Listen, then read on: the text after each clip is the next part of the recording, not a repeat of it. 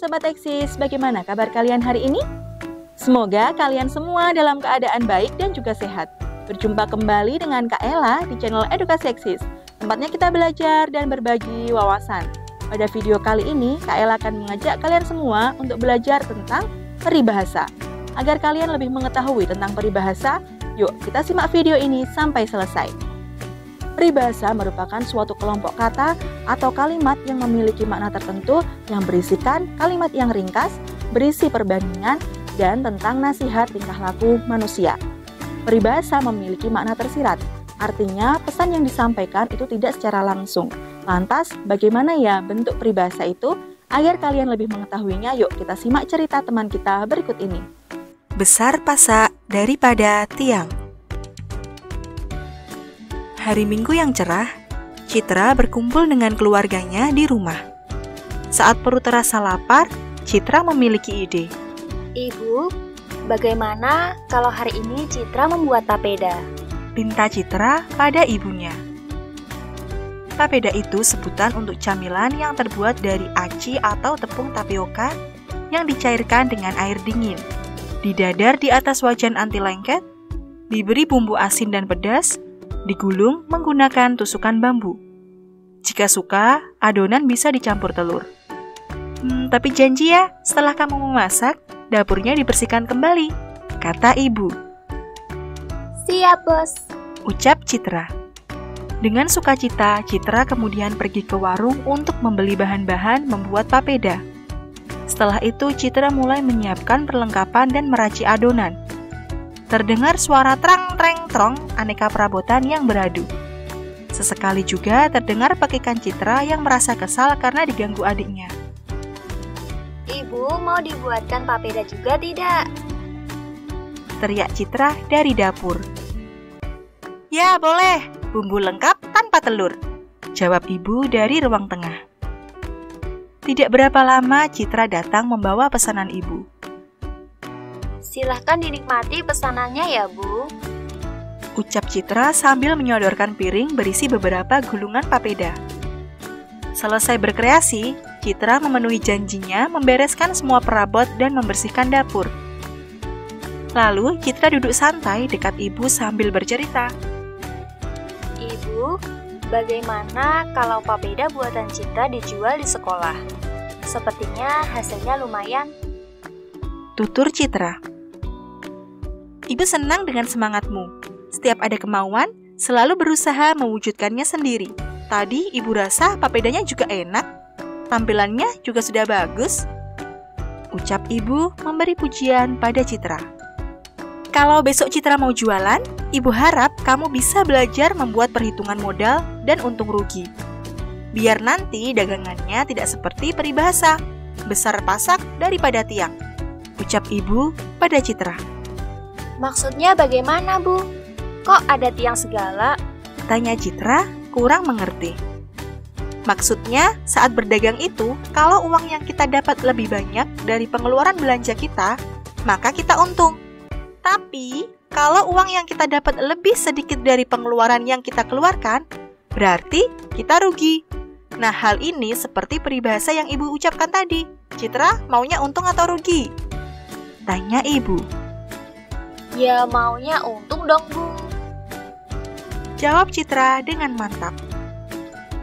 Bagus, berarti besok kalau mau jualan harus dipersiapkan dengan baik. Pengeluaran untuk belanja berapa, yang mau dijual berapa, banyak hasilnya berapa.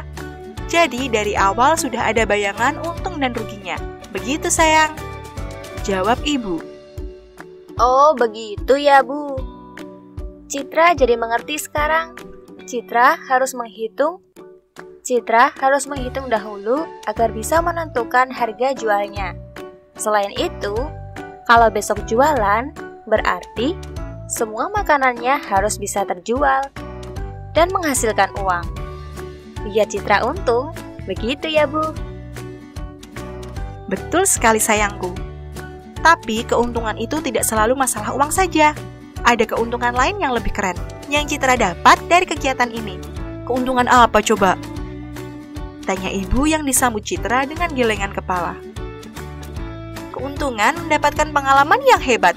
Sekarang kamu jadi bisa masak, bisa jualan, bisa belanja sendiri ke warung, bisa membersihkan perabotan dan dapur. Wah, untung banyak ya Citra. Selamat ya, anak ibu hebat. Puji Ibu Citra sambil mencubit kecil pipi Citra. Citra tersenyum, ibu pun bahagia. Nah, setelah menyimak cerita tadi, apakah kalian mengetahui bagaimana contoh dari peribahasa? Contoh peribahasa yang ada di dalam cerita tadi adalah besar pasak daripada tiak. Artinya, lebih banyak pengeluaran daripada pemasukan ataupun pendapatan. Kalian sudah tahu bukan? Nah, sekarang kita simak yuk bagaimana jenis dan ciri-ciri dari peribahasa itu. Ciri-ciri peribahasa. Yang pertama, memiliki susunan kata yang tidak dapat diubah. Yang kedua, biasanya digunakan untuk menyindir atau memperindah bahasa. Yang ketiga, kata-kata yang dipakai teratur, bagus untuk didengar, dan mempunyai makna. Dan yang keempat, bersifat turun-temurun. Nah, sekarang kita pelajari jenis-jenis peribahasa. Yang pertama yaitu pepatah. Pepatah adalah jenis peribahasa yang mengandung nasihat dari orang-orang tua yang berbentuk seperti kalimat. Biasanya, peribahasa ini dapat digunakan untuk mematahkan lawan bicara pada saat melakukan debat atau sebagainya. Contoh peribahasa ini yaitu sedikit demi sedikit, lama-lama menjadi bukit. Contoh yang lain seperti biar lambat asal selamat. Yang kedua yaitu perumpamaan. Perumpamaan merupakan sebuah peribahasa yang berisikan mengenai kata-kata yang dapat diungkapkan dalam sebuah keadaan atau tentang tingkah laku seseorang. Caranya dengan mengambil perbandingan dari alam sekitar dan kalimatnya diawali dengan kata bagai, bak, seperti, dan lain sebagainya. Contoh peribahasanya seperti bagai harimau menyembunyikan kuku. Contoh yang lainnya, bagai pinang dibelah dua. Jenis yang ketiga yaitu ibarat atau tamsil. Ibarat atau tamsil merupakan suatu peribahasa yang berupa kalimat kiasan yang sering menggunakan kata ibarat. Tujuan dari tamsil ini adalah untuk membandingkan suatu perkara atau sebuah hal. Contohnya yaitu, tua-tua keladi, semakin tua semakin menjadi. Dan jenis yang keempat yaitu bidal atau pameo. Bidal atau pameo merupakan jenis peribahasa yang di dalamnya mengandung ejekan, sindiran, serta juga peringatan. Contohnya seperti, malu bertanya sesat di jalan. Contoh yang lainnya yaitu, bagai kerakap di atas batu. Dan masih banyak lagi. Memangnya, apa sih fungsi peribahasa itu? Peribahasa memiliki fungsi yaitu percakapan ataupun bahasa lisan yang diucapkan menjadi lebih indah. Peribahasa juga dapat dijadikan sebagai nasihat. Nah, sekarang kita belajar yuk beberapa contoh peribahasa dengan artinya. Contoh peribahasa yang pertama yaitu sedikit demi sedikit, lama-lama menjadi bukit. Artinya, usaha atau upaya kecil yang terus-menerus pasti akhirnya akan memberikan hasil. Contoh peribahasa yang kedua, biar lambat asal selamat. Artinya, mengutamakan keselamatan dalam mencapai tujuan. Peribahasa yang ketiga yaitu bagai harimau menyembunyikan kuku. Artinya, orang yang tak mau menyombongkan kelebihannya. Peribahasa yang keempat yaitu bagai pinang dibelah dua. Artinya, dua hal yang terlihat sangat mirip. Peribahasa yang kelima, malu bertanya sesat di jalan. Artinya, jika segan bertanya, berarti kita akan rugi sendiri, karena persoalan yang dihadapi tidak ditemukan jalan keluarnya. Peribahasa yang keenam, bagai kerakap di atas batu. Artinya, serba kekurangan atau tak cukup. Yang ketujuh, ada gula, ada semut. Artinya, di mana banyak kesenangan, disitulah banyak orang berdatangan.